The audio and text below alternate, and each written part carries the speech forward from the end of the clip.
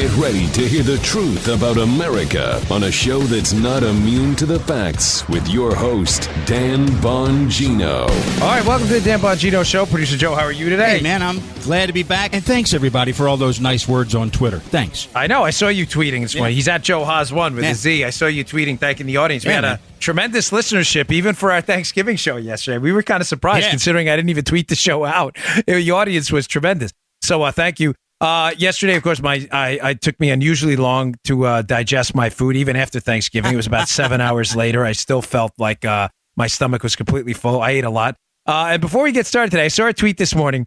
The United States Marine Corps put out a tweet, some footage from their boot camp.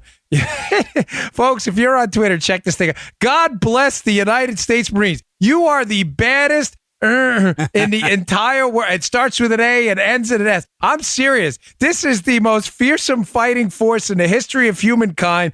God bless the U.S. Marines. They put out this tweet this way. It is so good. If we had video going on the show, which hopefully Joe and I are working on, we'll get to soon. You should see them in the face in boot camp of these recruits.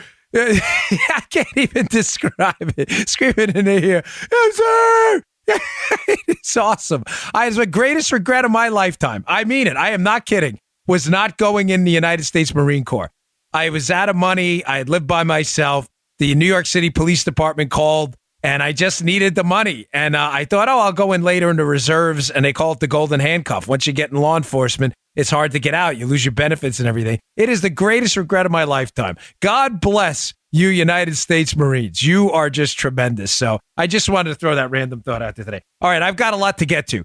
Jim Comey has received a subpoena, the former FBI director, to testify up on the Hill. And I've got a few preguntas, questions for Jim Comey I'd like to have answered. So we'll get into that today, and I've got a lot of other news. All right, today's show brought to you by our friends at Talkspace. Hey, sometimes around the holidays, sadly, it can get a little lonely for people.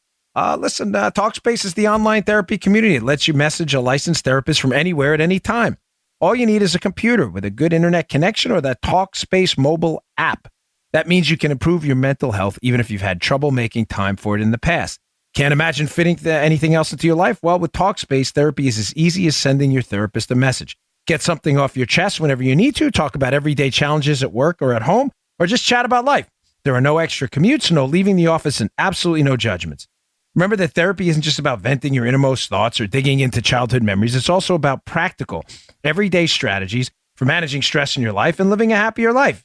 Having a therapist simply provides you a designated person for you to talk to who is trained to listen to and can help you make positive changes in your life. The Talkspace platform has over 2,000 licensed therapists who are experienced in addressing life challenges we all face. To match with a perfect therapist for a fraction of the price of traditional therapy, go to Talkspace.com/Bongino and use the code Bongino, Bongino, my last name, to get $45 off your first month and show your support for the show. That's Bongino is the promo code. It's Talkspace, Talkspace.com/Bongino, Talkspace.com/Bongino. Okay. Dan, I wonder if they have anybody that specializes in Trump derangement syndrome. They may, and some other folks may need that kind of stuff. So you may want to check that out. All right, folks, I got a lot going on here. All right. Let's get to Comey first. Questions for Jim Comey. So Jim Comey gets a subpoena. They need him to testify up at the Hill. I thought to myself this week, because I've been putting together over yesterday at Thanksgiving, I was putting together the show content. I had a lot of time because we had a semi-day off yesterday. I thought, what questions would be the best ones to ask Jim Comey in this subpoena? Question number one for Jim Comey. Folks, when this entire investigation into Donald Trump was going down, remember, the obligation of the FBI is to report to Congress every 3 months. That's quarterly in a year for liberals who have a tough time doing math, is to report to every 3 months to the oversight committee assigned with overseeing these intelligence investigations, sensitive investigations, and the status of them. So let's be crystal clear about what we're talking. This is important stuff. So the investigation into Trump is going on. Jim Comey's fully aware. It starts allegedly in the summer of 2016. I say allegedly because I think it started closer to the spring of 2016. The FBI's official story is the summer because they don't want to acknowledge the early role of spying on George Papadopoulos, which happened in the spring because they didn't have any evidence on Papadopoulos. You know what? If I didn't explain that well, let me just be clear because the question doesn't make sense otherwise, right? Please. So the formal opening of Crossfire Hurricane, which is the FBI name for the formal investigation into Donald Trump's team. Crossfire Hurricane starts in the summer of 2016, according to the FBI, the New York Times, and others who've reported on it. Mm-hmm. If you've actually studied the case or read my book, you'll see that a lot of investigative activity around the Trump team does not start in the summer of 2016, ladies and gentlemen. It starts, in fact, in the spring of 2016. Now, why would the FBI, the New York Times, and others be interested in you believing it started in the summer? Because I think they're trying to hide the significant activity of foreign intelligence services bypassing U.S. safeguards on spying on U.S. citizens. In other words, the use of foreign intelligence services by the Obama administration to get around limitations the Obama administration would have using our own intelligence services to spy on American citizens. I believe a lot of that activity started in the spring of 2016. The FBI's interest right now is to hide that, and the DOJ. Therefore, they say, oh, no, it didn't start till the summer. Does that make sense? Right. Yeah, that makes sense. The U.S. government is limited in what it can do, thankfully, because we're a constitutional republic, spying on its American citizens. Using foreign intelligence services to do it for you would be a disturbing, immoral, corrupt way of getting around U.S. law to get information you need on U.S. citizens, right? That's what I think they're hiding. Now, Jim Comey, who is has to testify every 3 months or has to send someone up to the Hill every 3 months to brief congressional committees with oversight on this, on sensitive intelligence matters, right? He doesn't tell, this is important, he doesn't tell the Congress charged with oversight on this, he doesn't tell them about the case until March of 2017. Folks, that's 8 months after Crossfire Hurricane is formally started. And if you want my humble opinion, it's a year after the actual investigation starts. Because as I said, I think it started close to the spring with the use of foreign intelligence to bypass U.S. safeguards. Now, why would Comey hide it? Now, Jim Comey's being a fake, which is what he's good at. And he's being a fraud. So Jim Comey tweets out, I got a subpoena to testify up on Capitol Hill, but I only want to do it in public. Well, why does he want a public hearing, Joe? Because he wants to say at the hearing, as he has in the past multiple times, well, I can't talk about that in an open hearing. And he wants to put on a show because Jim Comey's all show. He's the biggest fraud out there. He is a fraud. Jim Comey is a fraud. He's now interested in transparency, right? According to him, he tweets out, I got this subpoena to testify with transparency. I want this an open public hearing. Same guy who won multiple times has told lawmakers, hey, I can't say that. I can't talk about that in a public hearing. And this is the same guy who's interested, Joe, in air quotes here, transparency, who hid the investigation into the Trump team from Congress for 8 months. Let's be absolutely clear on what happened. He was supposed to tell them every 3 months, quarterly, about sensitive investigation. He refused to do it. He hid it. What was he hiding? I'm telling you, what I think he was hiding was the FBI and the intelligence community circumventing U.S. laws and the morals and ethics of the republic not to spy on its own citizens without evidence. That's what he's hiding. It's clear as day. Now, tragically hysterical, when asked by Congresswoman Elise Stefanik, a Republican from upstate New York, when asked why he didn't brief Congress for 8 months, despite the obligation to do it every 3 months, about the existence of said investigation into the Trump team, what does he say? He says, well, I was told not to brief you because it was a sensitive investigation. The very reason that they have briefings every 3 months about sensitive investigation. Folks, if you're feeling dumber listening to this and you're like, Dan's surely not saying this right, I am. Oh. It goes to show you the ridiculosity, if that's even we just made that up. This is a new Bonginoism. The ridiculosity of Jim Comey's testimony. He's obligated every 3 months to testify to Congress about the existence of sensitive investigations. He doesn't brief Congress about the Trump investigation for 8 months, which I think is closer to a year. He's not even acknowledging all the work done before the summer of 2016. And then when asked why he didn't do it, he goes, well, because it was sensitive. It makes no sense. So question number one, if anyone up on the Hill is listening or their staffs, why did you hide it for 8 months? I want a definitive answer. Why? They told you it was sensitive. What about it was sensitive? What do you mean? That's not a catch-all. It was sensitive. All right, sensitive, forget it. I'm telling you what was sensitive about it. What was sensitive about it is they used foreign intelligence. Now, conveniently, this weekend, I'll get to the other, just so we're talking about the lead here are questions for Jim Comey. So you understand where we are. We're all grounded in this show. But just to follow up to question number one, why did you hide it for 8 months? And the use of foreign intelligence to circumvent U.S. law. Another article in Fortune magazine, it's written from a leftist perspective, but I have this up at the show notes along with a New York Post article about Comey's objections to testifying. These are all in the show notes today at Bongino.com. Please check them out. The United Kingdom and Australia is losing their minds over this, Joe. The declassification of this material. The United Kingdom, remember Trump declassifying the FISA? Mm-hmm. And the United Kingdom, we've talked about this before, the United Kingdom and Australia, who have a Five Eyes special intelligence sharing relationship with the United States, have basically, according to this report, are begging Trump not to declassify this. Why? Folks, this is simple. This is not a complicated case. The left is trying to overly complicate it with jargon and nonsense. Here is the lead. Here is it straight up front and center. The Five Eyes intelligence sharing relationship, Canada, New Zealand, the United Kingdom, Australia, and the United States. We share intelligence at a different level than, let's say, others. It's a more friendly, intimate relationship. Why? Because they're not considered geopolitical adversaries, and there's an interest in letting people know about common threats.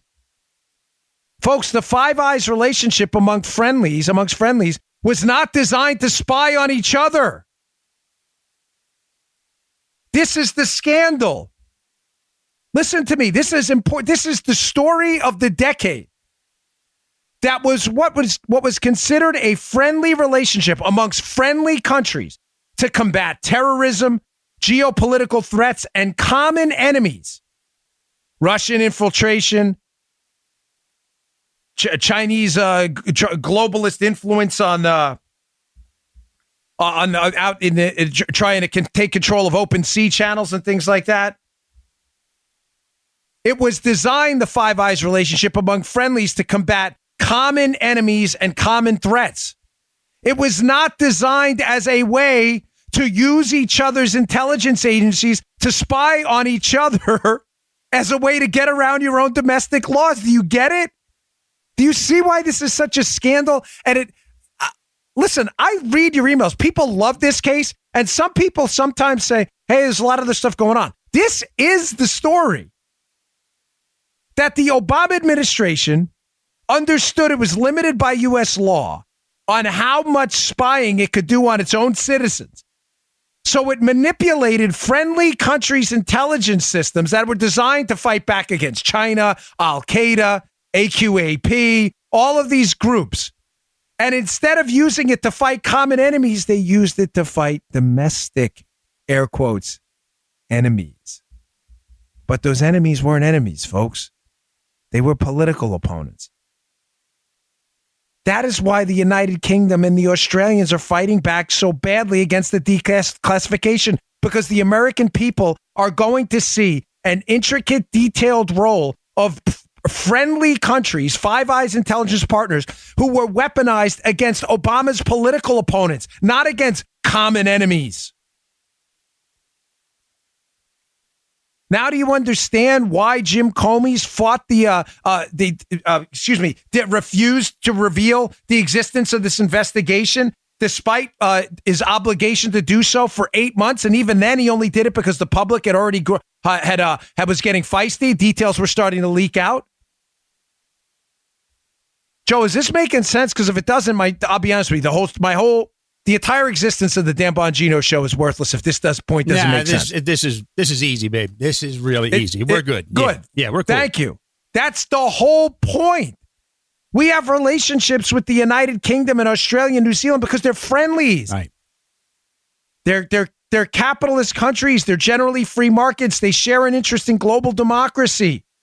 We share trade agreements. We share a common language in most parts of those countries. We share a common culture. We share a heritage with the United Kingdom and the British, obviously. Yeah. Now it's been turned on political enemies within the United States.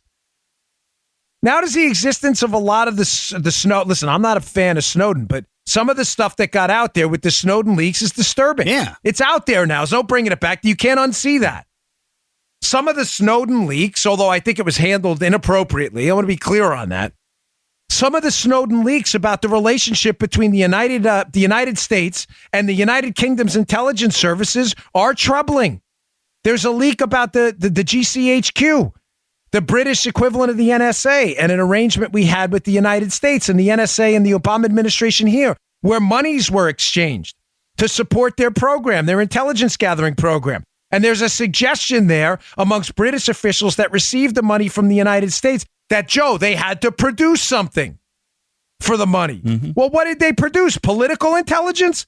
I thought the idea was to fight geopolitical enemies and threats, not to fight Obama's political opponents. Do you understand this is the story? This is the whole story.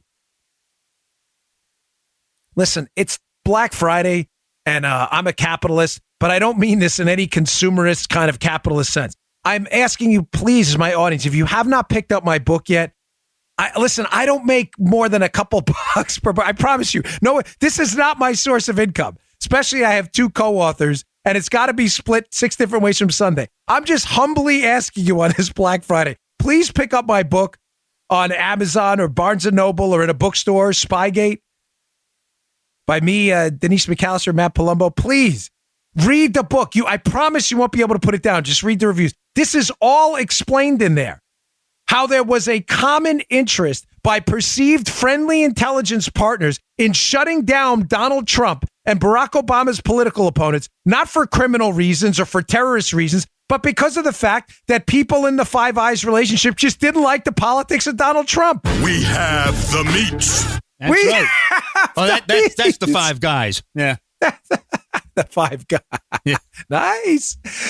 Just read some of the public pronouncements by UK political people before the election. It is clear as day what happened. They just didn't like Donald Trump's politics. Question number 1. Why did you hide it for 8 months? Oh. I think the answer is becoming clear. Oh. Question number 2 for Jim Comey. If Hillary Clinton emailed Barack Obama from overseas, which we now know using her private email account, why did you not subpoena or ask questions of the White House or Barack Obama himself? I mean, you've clearly said over and over, Joe, the Democrats, the liberals, a lot of the Rhino Republicans going after Trump and everyone else, and they're right in this respect, that the president isn't above the law. He's not. The president's not above the law. The Constitution provides a means to get rid of a president. It's called impeachment. It's clearly delineated how it happens in the Constitution. No one's above the law in the United States. We don't have a monarch. But what's fascinating, Joe, is this is why I bring this up for questions to Jim Comey. Did Hillary email Barack Obama? How many times? And why didn't you interview Barack Obama? Why does this matter, folks? Because the July 5th Jim Comey press conference, where he simultaneously lays out the case against Hillary Clinton and then dismisses it in the exact same speech. Remember that? The July 5th presser? Oh. Hillary did this, and this. But we're going to give her a pass because no prosecutor would prosecute this case. Wait, what? What are you talking about? Of course they would. In that speech, there are multiple versions of the speech. The final speech he gives on July 5th includes no reference whatsoever to Barack Obama's emails from Hillary Clinton. Why? Jim Comey, why did you pull that out of the speech? The first version of the speech has a reference to Hillary Clinton emailing Barack Obama from a foreign adversary's territory widely believed to be Russia. Meaning this. While Sally Yates, the deputy attorney general for a time, targeted Mike Flynn for saying that, hey, listen, his conversations with the Russian ambassador don't exactly marry up to the transcripts we have because we spied on him and unmasked him. Therefore, he could be potentially bribed. That was the case against the National Security Advisor at the time, Mike Flynn. The appointed one. Before he had to step aside. Remember, Joe? Sally Yates walks into the White House and said, well, Mike Flynn's not telling the truth about his conversations with the Russian ambassador. Therefore, he could potentially be bribed by the Russians who know what the conversation was, right? Mm-hmm. You know what's fascinating about that same logic? It was never, ever applied to Hillary Clinton. If Hillary Clinton emailed Barack Obama from a private email account from Russian territory, the Russians, listen to me, absolutely know both Hillary Clinton had a private email and Barack Obama lied about it. Because Barack Obama and his team, remember the emails from the Clinton team? Obama says on a national TV interview, says, hey, I learned about this from the press, Hillary's emails. And with the Hillary Clinton emails are leaked out, and the team, they're emailing each other. I think Cheryl Mills emails Podesta and says something to the effect of, according to the reports, it says, hey, we got to clean this up. Clean what up? What they had to clean up is Hillary emailed Obama from the private email accounts. There's no way Obama didn't know Hillary had a private email. No way, folks. There is no way. Someone at WACA, the White House Communications Agency, or someone who had Barack Obama's BlackBerry. This is not a normal BlackBerry or email device. The device would be filtered, so Barack Obama is not getting spam emails, Trojan emails, and other stuff. Do you understand? Listen, this is going to be complicated for a second, but Joe, stop me because this has got to make sense. Will do. I'm using my prior experience to tell you this. Okay. The President of the United States, whatever device he decides to use, is going to have the highest tech filters known to man to filter out all kinds of Trojan attacks, email spam, ways to penetrate his device to get his information. Hillary Clinton's private email, private, she did not have a government email, would have had to been in some kind of a whitelist. Do you get that? Yes. Listen to me. Meaning somebody at the White House knew Hillary had a private email to make it an A-OK email so it could pass through the filters to get to Barack Obama. This is never talked about, ever. Someone out there, whether it's, well, maybe the Treehouse guys brought up, but the conservative Treehouse guys, is it Brian, the guy who does the Stealth Jeff stuff? Whoever you guys are out there, there's a lot of Jeff Carlson. There's a lot of entrepreneurial, feisty young investigators out there. I don't know if they're young. I never met them. Maybe it doesn't matter. They're good. Go out there and find this. If some of you may have written about it already, there has got to be a whitelist. You know, a blacklist? These emails are not allowed on Barack Obama's device. Right. Porn, gambling stuff, spam, Russian Trojan stuff. She had to get the A-OK. If she emailed Obama from Russian territory, it's clear as day that the Russians probably have those emails. Now, you want to talk about the ability to be bribed? Obama lied about it. I didn't know. Dang if I know. If he didn't know, his administration and people behind the scenes certainly knew because they had to whitelist it. Folks, the line to circle back is question number 2. Did Hillary email Obama? Why was it removed? The first draft said Hillary emailed Obama from a foreign adversary. The second version of the July 5th speech said that she emailed a, quote, senior government official. The third draft that finally made it onto TV made no reference at all to that. Why? I'm going to tell you why right now. Somebody got to Comey and someone else and told them the severity of what was going on. Ladies and gentlemen, number 1, the whitelist. Number 2, the potential for blackmail. Somebody in the Obama administration who's claiming they had no knowledge whatsoever until the media reports came out about Hillary's email is lying. Remember that DuckTales episode where they get the harp? You are lying. I used to watch DuckTales when I was a kid. I know I'm aging myself a little bit here for some of you young. DuckTales, it was a cartoon, but Daffy Duck and his grandson, Scrooge McDuck. Yeah, Scrooge, that was it. Remember this one? No, where's that Three from? Dog Night. Play that again. One more time. And an encore. Somebody's lying. Comey's lying either about not knowing. Comey's lying about the reasons he took it out. Obama's team has to be lying about the knowledge of Hillary's email. And the potential for the Russians having sensitive emails is very real. Is Jim Comey ever going to fess up? Do you understand how important this show is, folks? The questions for Jim Comey. Comey is the linchpin to this whole thing. I know why you hid it. You hid it because you used friendlies to spy on Americans. Did Hillary email Obama? The answer is yes. Where? Oh, from Russia. Well, Jim, don't you think that created bribery material? The same case you guys used against Mike Flynn? And by the way, how does that explain away Obama's BlackBerry in a whitelist? How did Hillary's private email get through? Now you see why Comey wants it all out in public? Oh, yeah. For transparency? Because what does he want to say to Joe? His answers to questions 1 or 2 are going to be, I can't talk about that with the cameras on. Phony. Big phony. That's why the UK and the Australians are in a panic right now. They're supposed to be our friends. They didn't do anything wrong. I thought, right? Remember the attacks against Trump? What are you worried about the Russian collusion probe, Joe? You didn't do anything wrong. This is what the Democrats say to Trump all the time.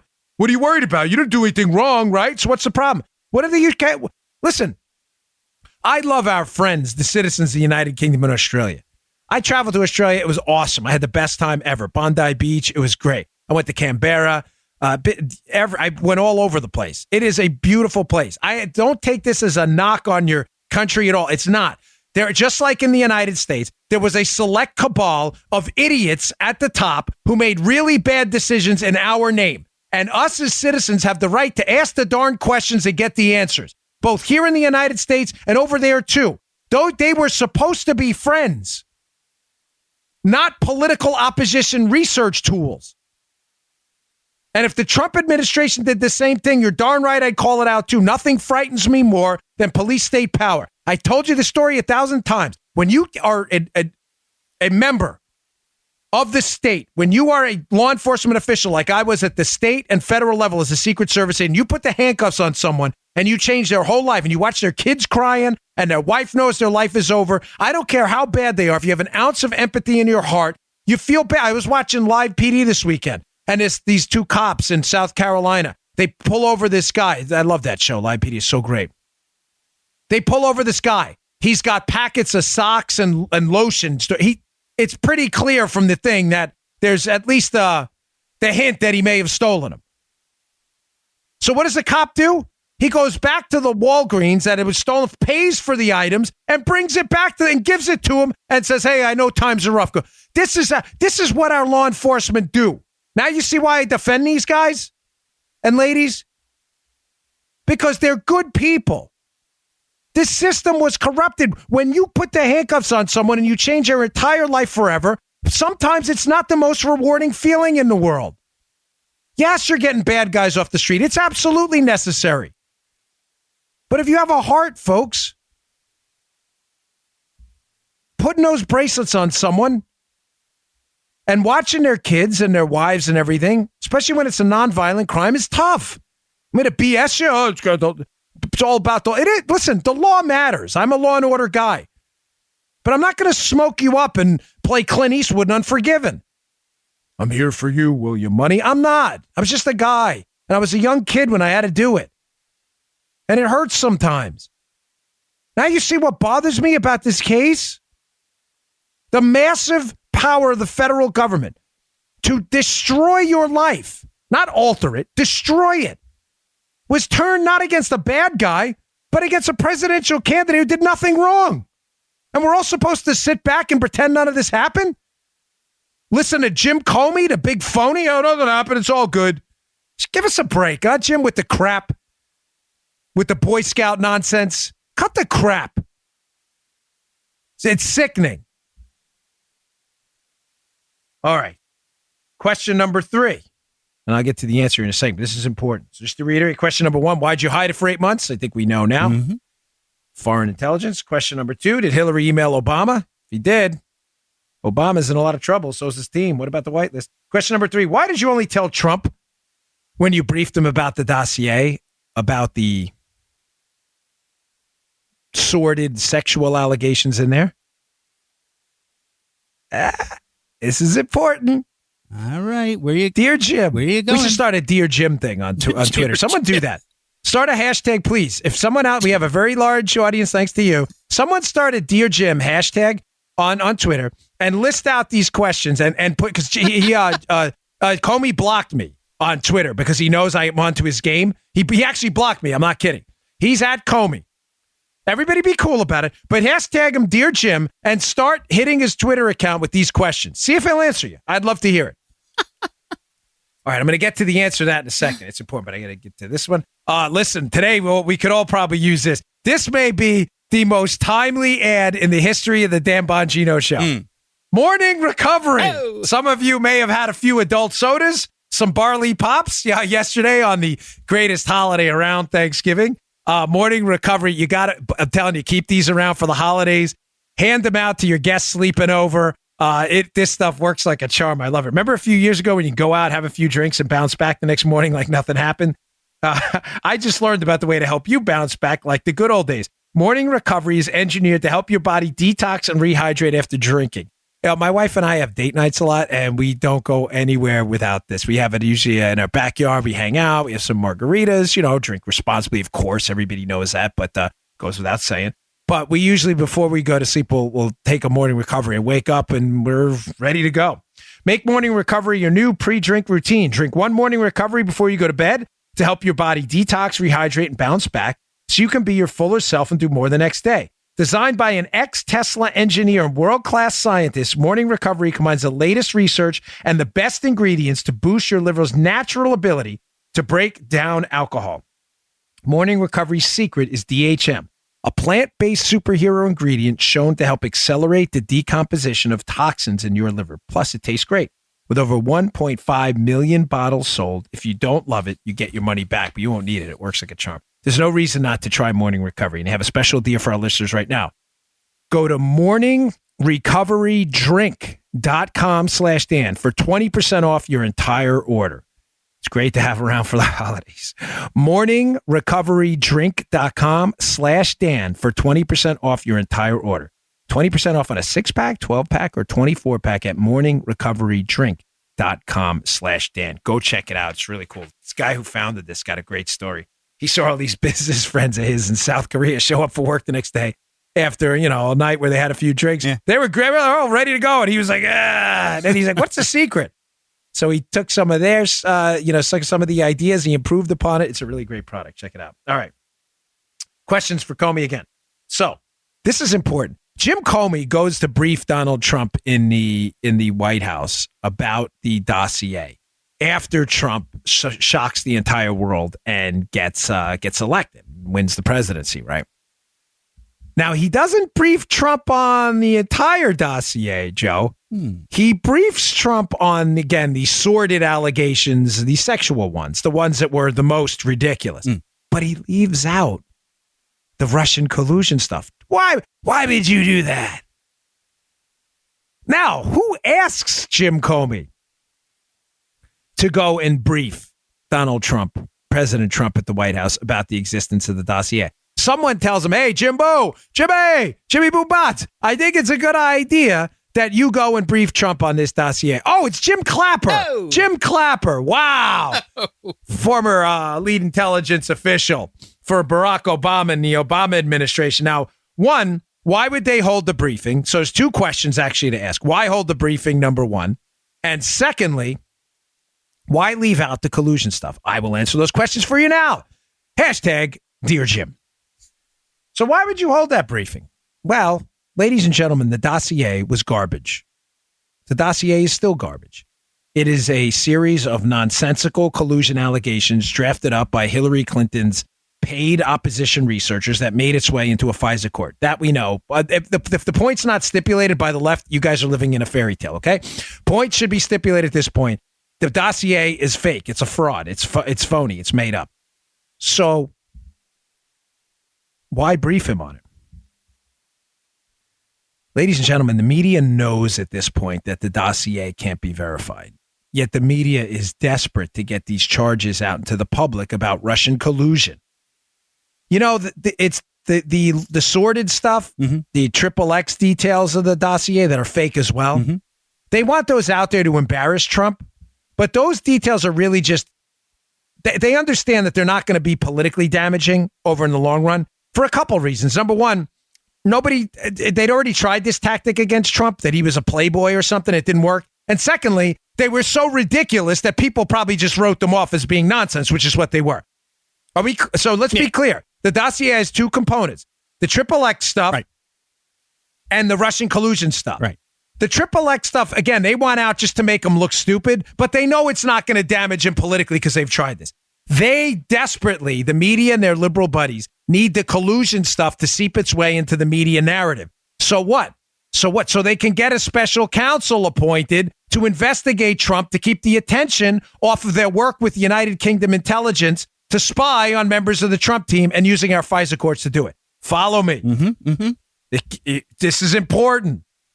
They need the collusion narrative in the media to get Bob Mueller in there to make sure the Spygate scandal's never exposed and Trump continues to get investigated endlessly for things he didn't do. But they can only do it if the collusion narrative makes its way into the media. Joe, why can't the media report on the collusion narrative in a dossier? Can I ask you to speculate? Why couldn't they do it? Well, there's no collusion. Because there's no collusion. There's no, as Joe says all the time on the show, sooner or later you had to produce a Russian colluder. They couldn't find anyone. There's no collusion. Now, I am no fan of the media, but the media had a really difficult time printing these allegations without a scintilla of evidence, a shred of evidence, any of it was true. So conveniently, right around this time, Jim Clapper, Obama intelligence official, read in on this whole program, tells Jim Comey, we know this now, to go and brief the president about the dossier. Now, what becomes the media story for getting these collusion narrative out there to use it to get a special counsel, Joe? The story becomes, well, even though the dossier may not be verified, Trump was briefed on it, so let's talk about the dossier. Yeah. This, ladies and gentlemen, I don't respect these people, but their political strategy is so devious, you have to look on in some kind of awe at times at how devious and disturbed these people are. I make an allegation against Joe that he's a space alien. I need it in the press only to humiliate Joe because he's running for office. I have no evidence Joe is a space alien. So I put together a dossier about Joe being a space alien, which is totally made up. I then get a meeting with the president to brief the president about the existence of space aliens like Joe. And the story in the media becomes that there was a briefing about space aliens and Joe Armacost was mentioned. Everybody in the public starts saying, wait, what? Armacost is a space alien? Oh. Do you see? Folks, please tell me you get this. This was strategically horrendous, atrocious, pathetic, but genius at the same time. Yeah, we get it. We got it. You got it? Yeah, now, baby. Conveniently, right after that time, Jim Clapper has a meeting and briefs CNN on this. We now know this through some public testimony where Jim Clapper changed his story. Clapper said, I never told anybody about this. So envision what could have happened here. Clapper tells Comey, go brief him on the dossier. Keep in mind, I haven't got to the collusion versus XXX stuff yet. I'm just talking about the briefing in general. Clapper, hey, tells Comey, go brief him on the existence of the dossier. The media is then going to run with the briefing story about the dossier to get the dossier in the public domain. We will then use the ridiculous accusations in the dossier to push for a special counsel to get Trump investigated for the collusion in the dossier that never happened.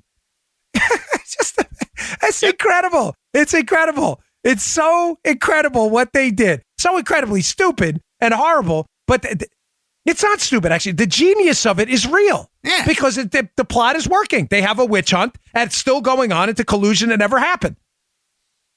Clapper then briefs someone at CNN about the briefing, and the story gets filters out into the mainstream media. But here's the problem. They cannot brief Trump in the briefing, Comey that is, about the collusion stuff. Why?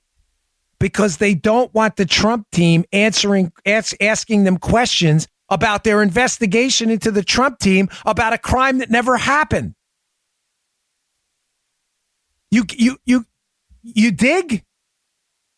They don't want anybody to know the details of what they did.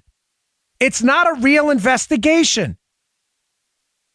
Folks, does this now explain back to question one why Comey hid it for 8 months? Devious.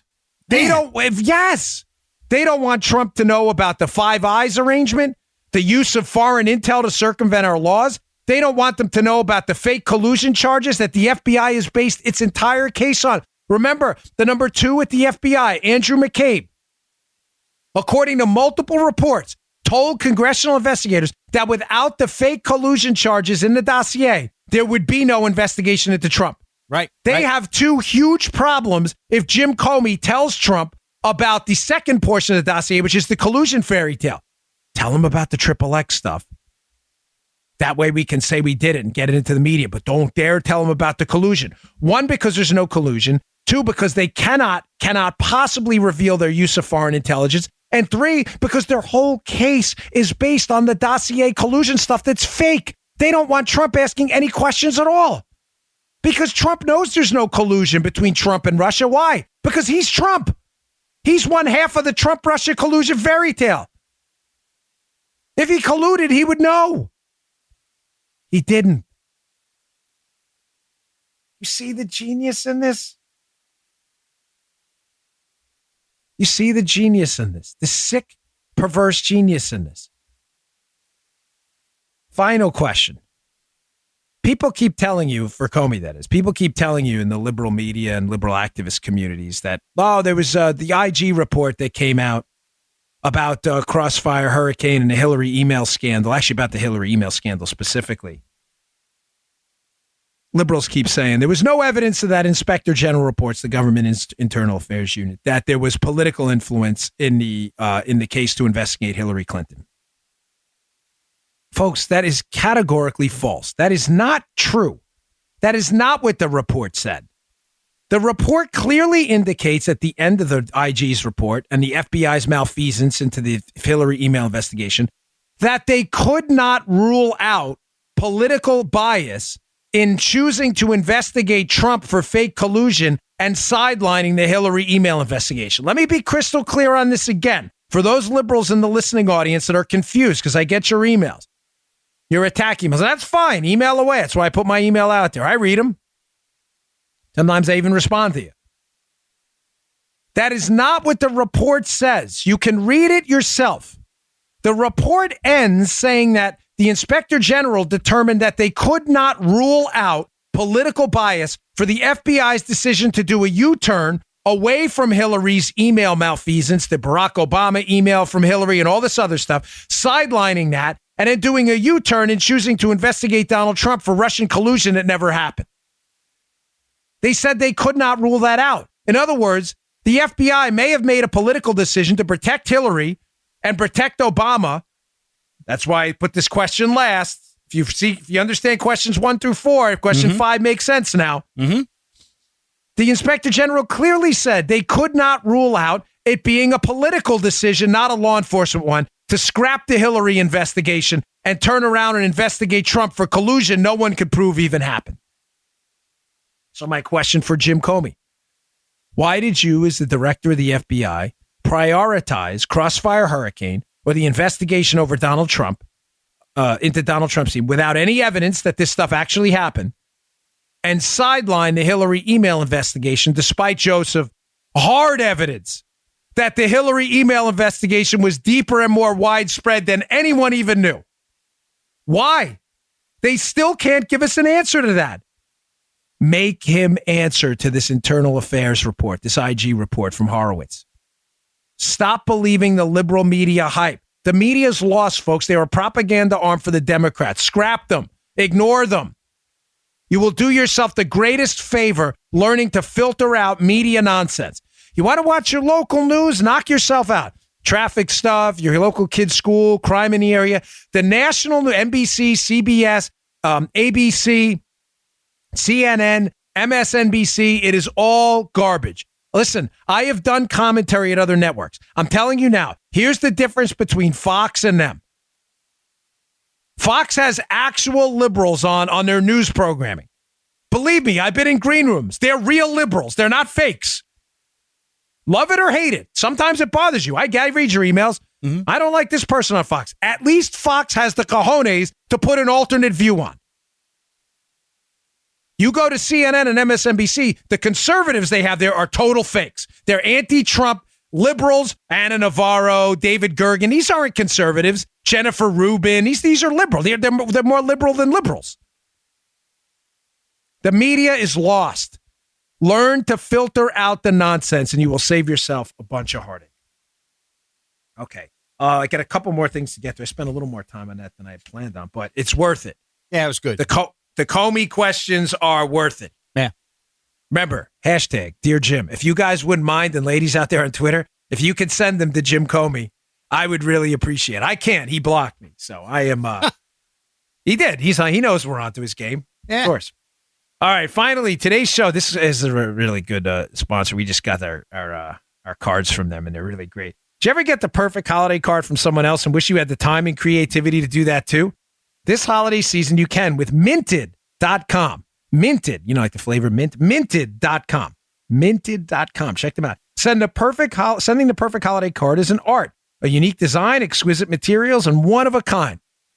That's what you get at Minted.com. The best designs by independent artists.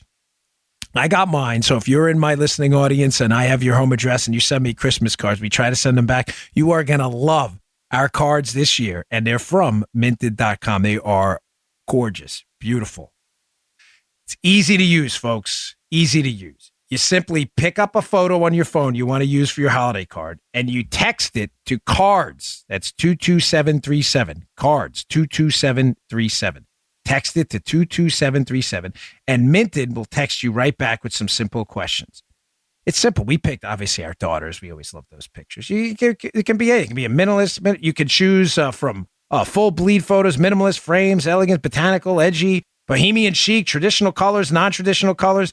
They have all kinds of options out there that you can pick to make your card look beautiful. It's so easy to use. Again, just text the photo on your phone to 22737. That's cards. And they'll text you right back with simple questions to help you design the most beautiful holiday cards. This could not get any easier. Even I could figure this out, and I'm not the most tech-savvy guy out there. The cards are beautiful. My wife has them. We're getting ready to actually get them out pretty soon.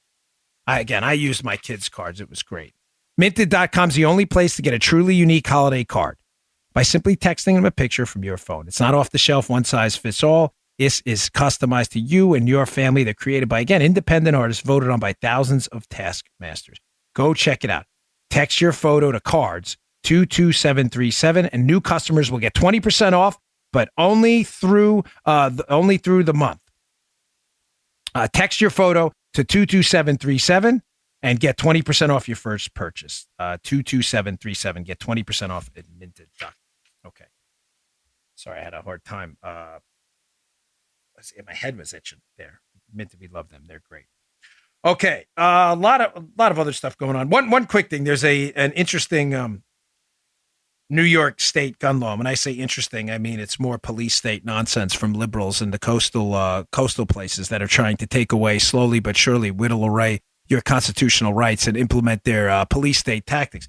There's a New York State gun law being proposed, Joe, by a couple of lawmakers. I have the story in the show notes. I encourage you to spread it around as a warning of what's ahead. Now, to purchase a firearm in New York, these lawmakers want you to surrender, Joe, 3 years of your internet search history and social media history. They want to look for, is this not, you know what? I used to love Pink Floyd till I found out that Roger Waters is a rabid anti-Semite. Now I can't stand him anymore. But it reminds me of, if you don't eat your meat, you can't have any pudding. How can you have any pudding if you don't eat your meat? This is like police state garbage on steroids. This is real. It's not a joke. They want you now. It's not law yet. I doubt this will pass. But the fact that it's even being trial ballooned in coastal states, and this is always my argument, by the way, for fighting back in some of these liberal states, because they trial balloon stuff they want to take national. They want you to turn over 3 years of your search history and your social media history to be able to buy a firearm. I just want to put that out there as an example, again, of far left liberal absurdity. Now it's not good enough to use foreign partners to spy on people, manipulate the FISA courts to spy on people, take away their gun rights. They now want your social media history, your search history. I mean, this is just insane. The proposal is so bizarre, and it speaks again to what I had told you before about the liberal use of discretionary government to slowly whittle away the idea of negative liberties by the government and to make them negative liberties by you. In other words, the Bill of Rights protects you against what the government can't do to you. They want to turn that around and make it so that things, to make it negative liberties for you, things you can't do against the government. In their view, against the government. In other words, you're not going to be able to get to purchase a firearm now unless you do this, knowing for full well people aren't going to turn over 3 years of their search history. I mean, listen, people, you don't have to be a criminal to have searched some questionable stuff. I mean, I'm just saying. I'm not saying, I'm just saying. You ask 1,000 people, hey, have you ever searched an inappropriate term? No, not me. Wasn't me. No, who wants to turn that over? Now, I've always made this argument before in the past that the difference between freedom-loving countries protected by constitutions and a limited government and places like North Korea and Cuba is the wall between the personal self and the public self. Don't ever forget this distinction. I always think of easy ways and analogies to explain stuff.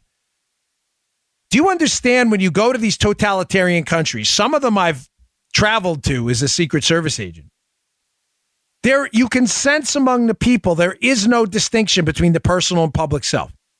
In other words, they understand everything they do is in the public domain. People are watching their search history. People are watching their purchases online. Neighbors are reporting to the government about behavior they may think is against the government or whatever, against the policy. I'm telling you, you can sense it. For those of you who are listening, who are foreign travelers, you know what I'm talking about. You go to these countries and there's a sense amongst the population, this, shh, someone could be listening. You know it. Those of you who travel know exactly what I'm talking about. They say that because they know nothing is private. I guess that's a better way to say it. In the United States, at least up to this point, we don't have that. We have this feeling that there is a personal self. Listen, not everything we do at home online is the most morally upstanding. So I'm not criminal. I'm not suggesting that. I'm just saying some of it, folks, let's be candid with you. It's not a BS show. Not everything's pretty all the time. Personal self's not always pretty. We're all sinners. People do stuff, they regret it later. It's not necessarily criminal, but it's not the thing you want out in the public. Folks, we're slowly approaching a society now where that's gone. No, I'm serious. The government, through the use of collection of metadata, FISA courts, foreign intelligence, and spying, you see how this all ties together? We're getting to the point now, folks, where the distinctions between the private and the public self are all whittled away now. The shadow knows. The shadow, that's right, Michigan. That's good. I actually get that one, right? Typically, Joe goes right over my head. The shadow does know. Yes, sir. They know just about everything, or they can get their hands on it. That's why this New York State, proposed gun law thing is so dangerous. What they really want is not to stop you from getting a firearm. Yeah, I mean, they do, but what they really want is to get you to turn over all this information. Yep. The firearm stuff is secondary. Is this going to happen in the future? Job interviews for the federal government? You're going to have to turn over, 15 years of your social media history, whatever it is. Folks, be wary. Your personal self ends when your garage door or your front door opens and you walk outside. You do things different, right? You're in your house, I don't know, you pick your nose or whatever. I mean, I don't know, I'm trying not to be, there's other things. It could be more gross, but whatever. You do things at home. You don't do in public. What if that garage door was open all the time? Listen to me. That's what liberals want. That's why this war on Facebook, this New York State proposed gun law, this FISA abuse, the Spygate case, the foreign intelligence, that's why this bothers me so much. The new story out today in the Wall Street Journal, how liberals are now pushing back against Facebook. Liberals. They want Facebook to agree to some independent board to sanction content. Folks, I've warned you over and over and over about this. You are getting played. If you believe government regulation of social media entities, you are getting played for a sucker if you believe this is not going to blow up in your face. They are egging on conservatives by deleting Facebook pages, deleting Twitter accounts, ultimately praying that you push for government regulation of social media companies. Why do you think the primary people up on the Hill pushing for this, Mark Warner, Democrat, and others, are liberals? Because they are desperate for the day for an independent board of government bureaucrats and regulators to be able to wipe your Facebook and Twitter clean off the face of the earth with no legal remedy whatsoever for you to pursue it. And to turn all of it over to the government on demand. They are begging for you to join this fight. So be clear, the only reason I'm bringing this up is in relation to the whole show today has been about the division between the private and the public self that is disappearing. The questions for Jim Comey, the New York State gun law, and this Facebook story I saw. Facebook is now potentially open to the idea, according to some people in this report, of having some independent counsel be responsible for like judging what content should and shouldn't be allowed on the platform. Do you actually believe that that independent board is going to benefit conservatives?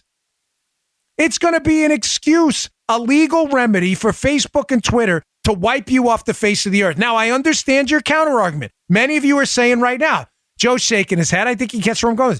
They're already doing it to us, Dan. They are. Ladies and gentlemen, the world is a crappy, imperfect place at times. But you live in the greatest country in it. You at least have remedies now. You have remedies now. You have social pressure. You have boycotts against Twitter. One going on right now I'm not at liberty to talk about, but it's doing very real damage to Twitter. There will be an alternative. It will appear. It requires patience. Conservatives have never been the easy way out types. Clamoring for government regulation and government boards to regulate content, how you think that's the answer is so perplexing to me. I can't understand how conservatives and libertarians lost this argument to people out there. It is a disaster.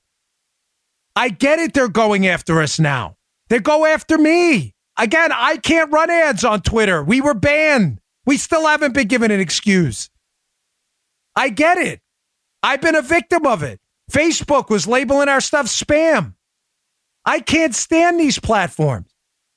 But I'm telling you, an alternative is going to emerge. We have social pressure now. We've already had a few accounts restated on Twitter, people who are kicked off.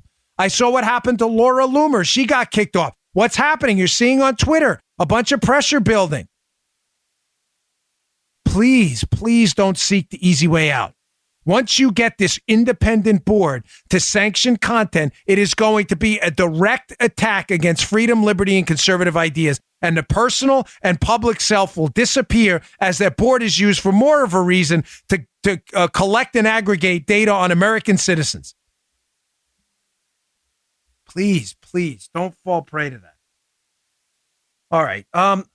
Folks, I had a lot to get to. I'm really sorry, but I got some more stories I want to get to on Monday that are really, really good. And I encourage you, Joe wants me to do more of this teasing of future shows because he's a radio professional and I'm not.